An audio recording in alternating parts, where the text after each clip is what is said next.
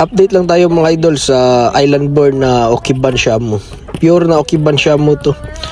Anak ng imported na Okiban Shamu din na black. Itong si Daijobu, ang good name nito. At ang kanyang pares ay isang black hen na Okiban din. Ito na yun ang mga sisiw nila first batch. Napakaganda ng mga sisiw.